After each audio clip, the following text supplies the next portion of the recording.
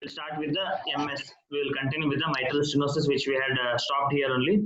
Regarding mitral stenosis and mitral regurgitation, the most important are in your exams, we preferably give you a single valvular lesions. Like we preferably try to avoid a patient who is having both MS and MR. But sometimes, if there are no cases, like you may get a case which is having both MS as well as MR. But MS, purely MS with no findings are kept in exams. So they are the most confusing things which you have. Like their auscultation findings, you have minimal murmurs, or there will be no murmur at all, or the patient will have only atrial fibrillation, nothing else. Your cardiovascular system, everything is normal. So at that time, you people may get a little bit tense, like, oh, I am not able to find any cardiovascular abnormality here. How should I present, and what will be my presentation, what are the questions may be. So these are the problems you will face if you don't have a like classical findings are there in MS, but MR you will definitely get a good findings. So we'll start with MS now. So as we know, in your auscultation findings, the last time how we had discussed, we have got a loud S1 are there in your classical MS. Like that day we discussed which are the different causes, like what are the mechanisms, like we discussed that day, force of contraction, and also the valve status like calcification and all, rate or the PR interval. Okay, these are the PR interval, then venous return, and volume overload states or volume status. So all these things are you are going to contribute for your loud S1. So force of contraction, as that day we had discussed in detail. So these are the different causes. And your soft S1 also, where that day we discussed like it is completely calcified or associated, there is a mitral regurgitation. Okay, so that time you may have or if it is a mild, somebody messaged here, or it is a very mild MS we have, at that time we will usually have a soft S1. And that day we even discussed about a opening snap. Opening snap, it is usually a high pitched sound, and it is early in the diastole, and it is one of the classical finding of your MS. Classical of MS. So that day we discussed about all of these additional findings which you are going to get in MS. But today we'll go like in detail regarding particularly regarding MS. So what are the normal valve area? They're usually going to ask you. 4 to 6 centimeters square is the normal area of the mitral valve. Okay, up to 2.5 centimeters square the valvular area. There may be no clinical signs actually. Okay, until this size stenosis, you may have no clinical features will be there usually. Okay, no clinical features may be seen up to 2.5 centimeter. But whenever the stenosis goes on increasing, you will have, like, for example, we'll take it as mild, moderate, severe, and critical. So we are going to do like this. So you are going to just reduce the 0.5 centimeter, like 2.5 to 2, then 2 to 1.5, then 1.5 to 1, then less than 1 centimeter square. So these are the valve areas which are going to have in case of mild, moderate, and severe and critical stenosis. So as like up to 2.5, there will be no symptoms, but after that the symptoms may start. So this is the question they are going to ask you. And mitral stenosis and general physical examination. What all the things you may get? So patient may be dyspneic, like examination. There may be malar flush. Okay, the patient may prefer like sitting posture may be there. Somebody is putting some message. That only mitral facies is malar flush, like that mitral facies we have. So that purplish hue you can see, it is mitral facies you can see here. So these are the different GP findings you are going to get here. Next, coming to your general JVP. What are the JVP findings? JVP findings may be, first one, it could be a normal finding. Then second one, if the patient is having atrial fibrillation, as we discussed that day, there could be A wave is absent. Or if there is a pulmonary hypertension which has been developed, there could be CV wave. Okay, CV wave could be there due to tricuspid regurgitation. And like for example, in case of pulmonary hypertension also has developed, and your RVF has also there, then you may have raised JVP. Okay, so these are the different findings you can have in your JVP. JVP could be normal or JVP could be abnormal. Then coming to pulse. So pulse can be normal or it can be low volume, like reduced volume could be there, low volume pulse could be there, and there could be even evidence of atrial fibrillation in the form of irregular rhythm. So these are the abnormalities which you can get in pulse if the patient is in AF, okay, otherwise not. So in case of precordium could be like normal, or there could be evidence of right-sided ventricular hypertrophy in the form of your parasternal lift or U. That can also be there, and you can have your apical impulse, usually tapping type of apical impulse. Most of the time it is normal in position. Okay, if patient is having MS plus MR, both are there, then you can have like hyperdynamic, you can get it hyperdynamic with slightly outward and downward shift, that is out and down. So this much you can get in your precordium. As that only RV impulse, as I said, like there could be enlargement, like if this is a sternal border, that day we discussed, right, there is a slight enlargement and dullness which is there going here, and you can have a RV apex because of RV impulse which is there. RV can be forming an apex, and there can be slight amount of outward and downward if there is associated MR. These are the different findings of it, and you are going to get a parasternal heave on the left side. Okay, you can get it on the parasternal heave. So these are the RV impulses which you can get. This is the area which is I made it in my notes from our cardiology books. So these are the different areas of palpation in your mitral stenosis. Okay, so what is there is, so it is done best in the left lateral position. Okay, palpation is best done in the left lateral position. In the second intercostal space, we are having a P2 which is palpable. Okay, that is loud P2.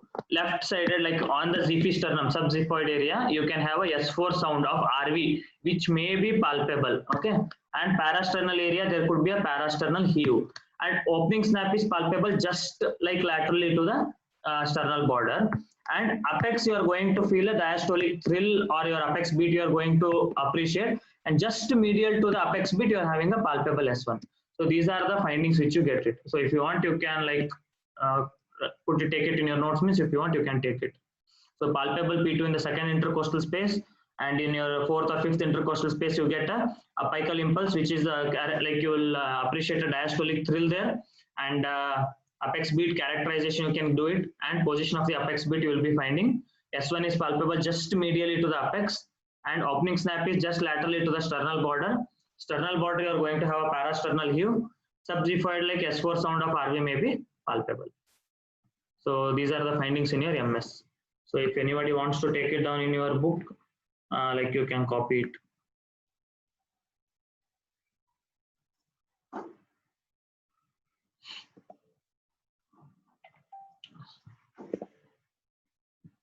Okay. So next we will go for again S1. As like previously we discussed, if the patient is in atrial fibrillation, we will have a variable S1. If the patient is having completely calcified valve is there, or there is associated MR, there will be soft S1. Characteristic of MS is loud S1. Characteristic of MS is loud S1. So this much is there. Like S1, you should be able to tell all the different causes previously discussed. Loud S1, soft S1 mechanisms, 5 to 6 causes you should be able to tell. Now this is the most important one, opening snap and A2OS interval. That day we discussed only 2 causes are there. One is MR and one is tachycardia. So these are the only 2 causes they are going to cause reduced A2OS interval. In spite of, like for example, if the patient is having 2 seconds as a A2OS interval as a part of his MS, okay. If he is having some amount of stenosis and is like, it's an example I am giving. The 2 second is the interval between A2OS. If the patient develops a tachycardia, then A2OS interval decreases, like it could become 1.5 seconds, okay. Or if the patient develop acute onset of MR, it can become 1.5 seconds. So it is going to decrease. Whereas all other conditions like your bradycardia, okay, associated CCF, or if there is a associated atrial fibrillation develops and all, so at that time atrial fibrillation, it is having again like fast ventricle, slow ventricular rate, like this many conditions. Any other conditions, if they give examples like when hypertension patient develops, all that time will increase the A2OS interval. So this much if you remember, it is more than enough. And one more thing in A2OS interval is you can actually characterize the severity of the MS as well as your pulmonary artery pressures also. By examination you can characterize them. So how we are going to do that one is we are having three, like 120 milliseconds. Actually this is 120 milliseconds, then 80 to 60 milliseconds, then 60 to 40 milliseconds. So this will be like mild MS, moderate MS, and severe MS. So these are the pulmonary artery hypertension. I think I don't remember exactly. I'll tell you. I think it is 25, 50, more than 50. So these are the pulmonary artery pressures, PAH pressures. So it is 25, 50, more than 50. Like that, we are going to characterize them. Somebody messages 20, 20 to 25, and more than 25. I think it is more than, like that it is. I'll just tell you. I think it is 20, 20 to 25, and more than 25. I'll just cross check and tell this one. This one I don't remember. Okay. These are the interval timings which you are going to characterize in your clinical examination. Next, that time only, that is the short AS we discussed, and long A2OS also we discussed. Coming to tricuspid OS, you will get it in two conditions. One is tricuspid regurgitation, then second one is in your Ebstein's anomaly, Ebstein's, and third one in case of ASD also rarely you can get it. In case of tricuspid area, you can get a OS. Other than that, we discussed in the previous slide only what are the cause of short A2 and long A2 OS intervals. Next, coming to the type of murmur which we are going to get in MS. So MS actually has all the type of diastolic murmur, but classically what we describe is mid diastolic murmur with pre-systolic accentuation, or something like late diastolic murmur. We give the classical terminology. But whatever actually happens in MS is, as soon as the opening snapper valve opens, there is a faint murmur which is actually audible, like it is a grade 1 type of murmur, which is with a good quality stethoscope in a quiet room we have to auscultate like that. So it's a grade 1 type of murmur early in the diastole only. As soon as the valve opens like this, you are going to get an early diastolic murmur. Followed by that, the same murmur is going to increase its intensity due to increased flow. So increased flow occurs at the mid diastolic phase. Okay, mid diastolic phase, there is an increased flow which you are going to appreciate characteristically as mid diastolic murmur, and then it is going to continue into the late diastole by reduced intensity. So like it is like if you take a graph, like this, the intensity goes like, if it is like this is the early diastole, this is a mid diastole, this is a late diastole. So like that. So early diastole there is a faint murmur, mid diastole there is gradually increasing. In the late diastole again the intensity slightly decreases, and pre-systolic accentuation is the last part of my like it is again going to increase. It is because of atrial contraction. So because of atrial contraction, there is an increase in the intensity of murmur at the last part of the diastole. So these are the different diastolic murmur which you are going to get. So actually we can characterize the severity of this murmur also, like based on these 4 phases, like early diastolic murmur, mid diastolic murmur, late diastolic murmur, and pre-systolic accentuation. If you draw classically, if you draw a characteristic murmur for MS, how it will be is like it is S2 here, this is S1. So this is a diastolic phase which is going on. Usually initially there will be a early diastolic murmur which comes. Okay, then after that there is a formation of a like your mid diastolic murmur comes with pre-systolic accentuation which comes like this. So this is how your murmur comes. Usually there is a small gap here, like there is a silence which is formed here. This is a classically described murmur for your MS. Okay, this usually starts in the mid diastole. Usually this phase, the most of the people tell like you cannot appreciate that, but it will be like a very small gap is present here. That is what the graphical representation of MS murmur is classically given. So based on the severity of the murmur, like mild, moderate to severe, usually there will be early diastolic murmur with like mid diastolic murmur will be there. Like it will be as well, like occasionally it is not very classical. Early diastolic murmur may be seen, and there is pre-systolic accentuation is absent. So there is no pre-systolic accentuation. In case of mild to moderate MS, how it will be is like you have almost all the component, early diastolic murmur, mid diastolic murmur, as well as your pre-systolic accentuation, and all are present. Whereas in case of moderate to severe, there could be even silent MS, which we call. Okay, because of severe stenosis, we usually do not get most of the time any type of murmur is like not heard. It will be very silent, and sometimes you can hear MDM, but pre-systolic accentuation may be heard or may not be heard. So these are the different types of murmur which you are going to hear it. So just you should be able to tell, like, based on the severity, we are going to have different types of murmur intensity we are going to tell. I think they'll not ask much detail regarding too much of severity into, like, for UG levels. I think this much is more than enough. Like, 1 second. And one more thing is, these are the differentiating features which you should be able to answer for your MS with associated with PAH. Okay, if there is associated pulmonary artery hypertension, you should be able to tell the differentiating features here. So if the patient is, for example, if the patient is only having mitral stenosis, and if the patient has mitral stenosis with pulmonary artery hypertension, so what are you going to do? In case of GP, usually GPV will be normal, okay? Whereas in case of MS with pulmonary artery hypertension, you will be usually having a mitral phases you can have most of the time, okay? Whereas in case of only MS, can anyone tell what will be there? Like rhythm, only MS is there in the patient, has only MS, but no PH. I think nobody is typing, so it will be most of the time they will be having atrial fibrillation. But if the patient develops PH, atrial fibrillation usually goes off, and the patient may have normal rhythm or atrial fibrillation.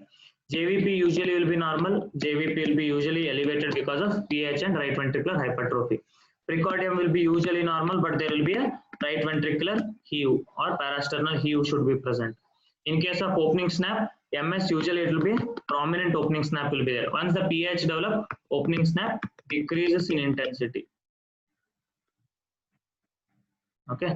Whereas in case of S2, there may be normal or it can be mildly loud. Okay, mildly increased S2, P2 can be there, but whereas in case of PH, there is a loud P2. And in case of only pure MS, somebody type something. Narrow split, split also you can tell. Okay, S2 there can be a split also. Split also you can comment. Okay, splits and all you can comment here. Associated murmurs will be like you will usually have your associated AR or AS murmur can also be present associated. Here also AS and AR murmur can be present. AS, AR murmur, but associated because of your pulmonary artery hypertension, you will have a Graham-Steele murmur will be present. There will be associated Graham-Steele murmur will be present here. PR murmur, that is pulmonary regurgitation murmurs will be present here.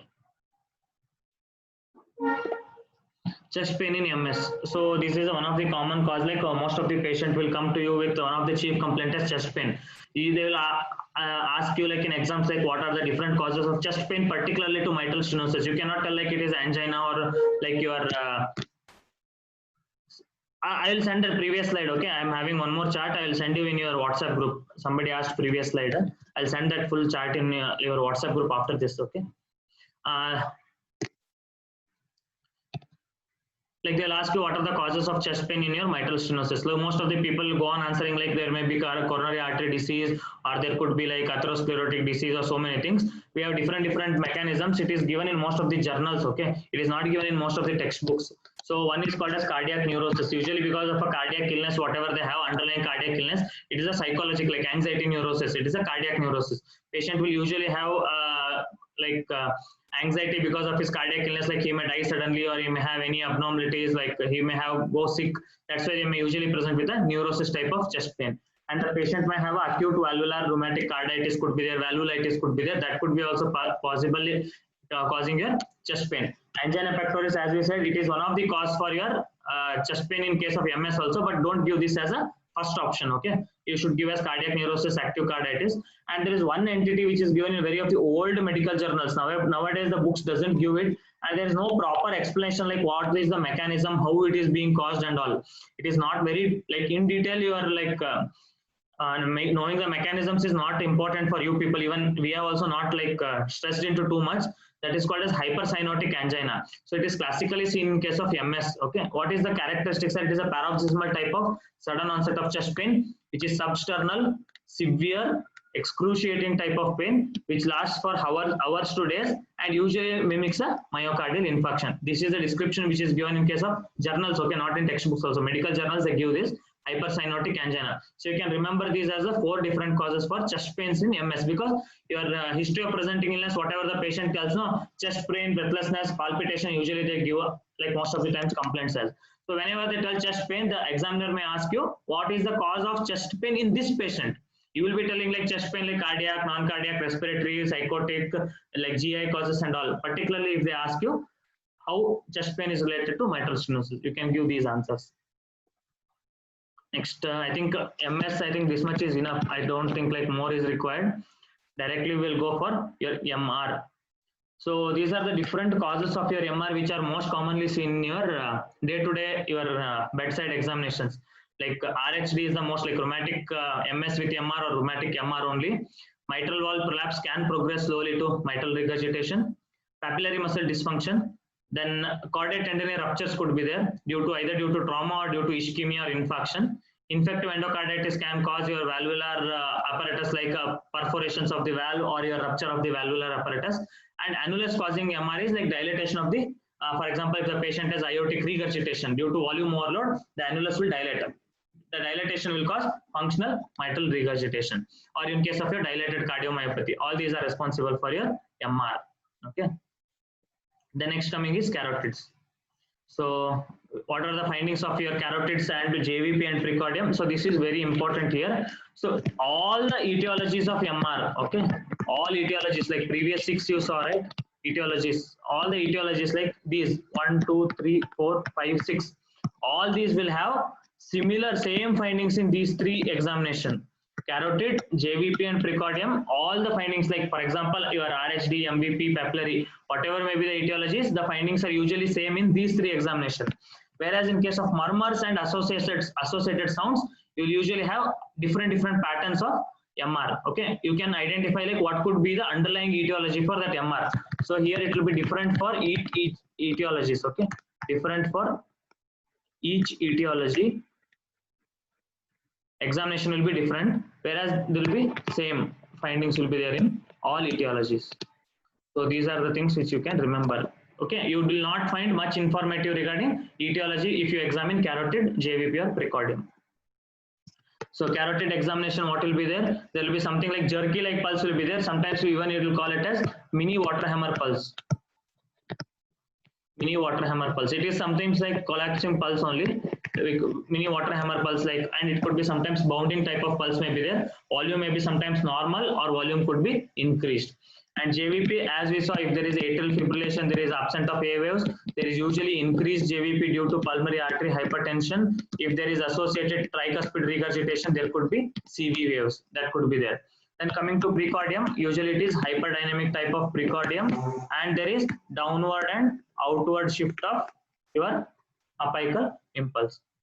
S1 could be soft, or it could be like absent, difficult to hear sometimes because it can be as merged within the murmur of your MR, like it will be hidden within the MR murmur, so it may be difficult to appreciate sometimes. Difficult to appreciate, it can be like part of your MR. Then coming to S2, like there could be splits you should appreciate. Then you should be able to appreciate here regarding your pulmonary artery pH, pressures, that should be loud. P2 you should be able to appreciate. Okay, these are the important things here. And your dullness in the second intercostal space on percussion, you should be able to there. S3 is present in case of MR, and it does not always indicate, LVF always.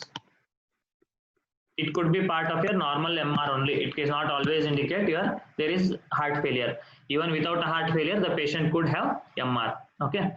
Next one is MDM of MR. This is the most important one. You can put a star for this because this is the one where you will get confused with your MDM of MS. See, both are having similar characteristic. Both are to be held with the bell of the stethoscope, apex of the cardia. It is a low intensity murmur. It is the mid diastole. It is associated with the rheumatic pathologies. So everything is very similar. So many times you will not be able to appreciate the difference between a MS diastolic murmur and MDM murmur of MR. It is very difficult to differentiate. So you should be taking into account regarding the systolic events also, and your other apical impulse and your pulmonary artery hypertension. So many other components you should be taking into account to arrive at a conclusion whether it is a MDM murmur of MR or it is a MDM murmur of your MS. Though that you should be able to appreciate. S4 is never heard in case of chronic MR. Okay. Chronic MR you will usually not hear any type of S4. In case of acute MR, you will get it. Chronic MR, never.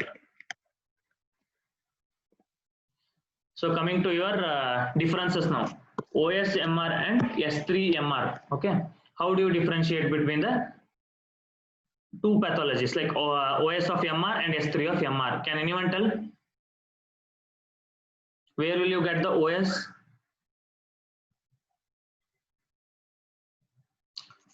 That time we discussed like in MS, right? It is like just lateral to or slightly lateral to sternal border, we get it. Yeah, just medial to apex. S3 is usually heard at the apex. Okay, lateral to sternal border to your medial to apex. These are the findings, and S3 we get it to the apex most of the time. Loudness, opening snap is more louder. S3 is less louder, or like it is of lower intensity. Bell or the stethoscope. So OS we are going to bell or the diaphragm. Usually we are going to appreciate with the diaphragm. This is with the bell of the stethoscope. Then cardiac cycle. OS will come in the early diastole. Early diastole. This we get in a late diastole comparatively. So it will like mid to late diastole we get it. Okay. Mid to late diastole. So these are the differences. This also I'll send you after this one. Differences. So now coming to the patterns of MR murmur. That time I told you, right? These are the different findings. Murmur and additional sounds are the one which will help you in differentiating the etiologies of MR. So in case of classical MR, how it will be is like if you have S1 and S2, the murmur usually it will be continuously of the same intensity. It goes like this. Okay. In case of papillary muscle dysfunction, what happens is if this is a S1 and this is the S2, usually murmur comes like this and it will usually widen at the end here. Okay. Or it could be like S1 and S2 if it is like this. If this is S1 and S2, here there will be no murmur at all most of the time. Murmur starts in the mid somewhere and directly it will increase like this. This may be part of your papillary muscle dysfunction. Okay, this is of your classical MR. In case of trivial MR, it could be like initially only this much, it could be like that. Okay, these are we are going to have different types of MR. So murmur you will be able to differentiate here. Next, intensity and severity of correlation. MR murmur intensity is directly correlating with the severity. There is a direct correlation. If the severity is more, then murmur regurgitant fraction is also more. So this is the only question they may ask you, like how do you grade the severity? You can tell MR with the intensity of the murmur is directly correlating with the severity of the murmur. Last slide, we'll finish here, and this is chronic MR and acute MR. How are you going to differentiate? In case of chronic MR, usually rhythm can be like AF or it can be normal. In case of acute MR, most of the time there will be normal rhythm, but it will be in tachycardia. Okay, there will be tachycardia will be there most of the time. AF is less likely. Precordium will be usually pH will be there, and there will be outward and downward shift will be there, and there will be out and down, and there could be hyperdynamic impulse will be there. And here pH like this RV hypertrophy I'm telling. RV heave is there. No, this is also there here. Here RV heave is absent, and there is a hyperdynamic impulse, but there is no shift of apical impulse. Shift is not there. So this we will have in acute MR. S3 and S4 both can be there. S3 can be there. As I said in chronic, S4 will not be there. S4 is absent. Whereas in case of acute MR, S3 and S4 both will be there. Why S4 is there? Because it is an acute event and the compliance of the ventricle is very less. As we discussed on that day, cause of S4, it is a stiff ventricle or less relaxing ventricles are there. They are going to cause your S4. So S3 and S4 both will be part of your acute MR. And P2, there will be a loud P2 here. And here also we'll have same loud P2 due to pulmonary artery hypertension. Radiation of the murmur usually will be like this due to axilla will be there most of the time, or it will be due to the base of the heart. Here it will be most of the time radiation will be to aortic area. or even into the second intercostal spaces we have. This is the acute MR radiations will be there. Murmurs, usually it will be a pansystolic murmur will be there most of the time. It will be usually due to early systolic murmurs will be there. Acute MR is usually early systolic murmur, and chronic MR will usually have pansystolic murmur. So this is how you differentiate between a chronic MR and a acute MR. If you people know this much, I think it is more than sufficient. Okay, these 3-4 tables are there now. I'll send you, okay, in WhatsApp group. Other than that, I think they'll not ask much here. If you come up to this point of time, no, then it means that your exams are like completely done, and it is like you